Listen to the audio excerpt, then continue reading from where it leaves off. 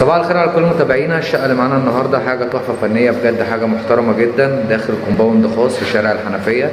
تدخل من شارع الحنفيه وتدخل من شارع الفردي، تشطيب هاي الترا لوكس زي ما حضراتكم شايفين كده. هنتفرج على الفيديو بتاعها مع بعض، بس قبل ما نتفرج على الفيديو لو اول مره تشوفني ما تنساش تعمل متابعه للصفحه ولايك للفيديو عشان نوصل المهتمين بنفس المجال. وانا اخوكم عمرو الوكيل العقاري في العجمي، تحت امركم في اي حاجه.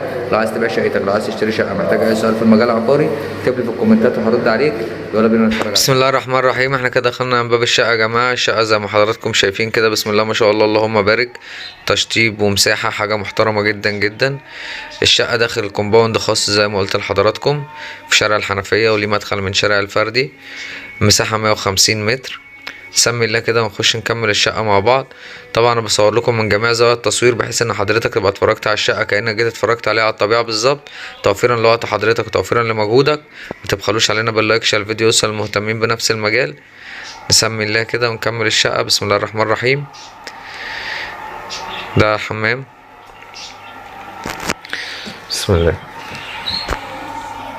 ده الحمام التاني. شقة 3 غرف و2 حمام يا جماعة. طبعا مساحة الغرف واسعة، بسم الله ما شاء الله، برضو حاجة يعني محترمة جدا جدا. بسم الله الرحمن الرحيم.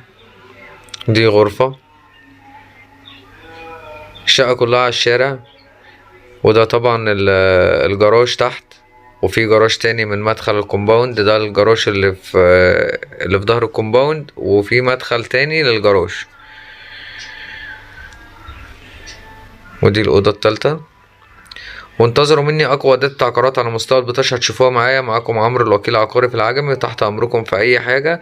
كل جديد هتشوفوه معايا صفحه الوكيل العقاري للاستثمار والتطوير العقاري. تابعوا معايا.